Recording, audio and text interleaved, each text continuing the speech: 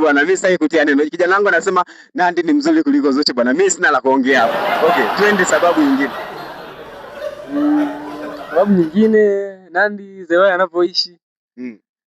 Ana interact sana na mashabiki zake. Ukianza kuangalia huwa anafanya challenges nyingi sana kwenye TikTok. Aha, kwa hiyo pia ni sababu inayofanya mkubali Nandy kuliko Zuchu. Ndio. Okay bwana, kijana wangu bwana anasema sababu nyingine inayomfanya amkubali Nandy zaidi kuliko Zuchu ni the way Nandy ana socialize na watu. Mfano mara nyingi Nandy anapenda kufanya challenge za watu TikTok. Mfano juzi kati hapa alifanya ile challenge ya Brother K. Wewe ulikuwepo? Nandy amefanya sana challenge. Lakini pia amefanya challenge ya Mama Amina. Okay, lakini pia amekuja kufanya challenge ya Joti. Nafikiri wengi ile challenge mmeiona. Hizo ndo sababu zinazomfanya kijana akubali sana Nandy kuliko Zuchu. Hivi na maana kweli Zuchu huwa afanye challenge za watu mtandaoni?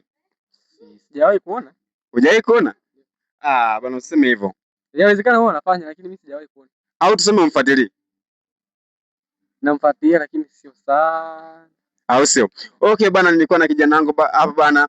Nimemuuliza maswali mawili matatu, basi tutakutana kwa wakati mwingine. Mimi naitwa Mr. Valo Mmeo wa Jane Shati Lucky Masai bana.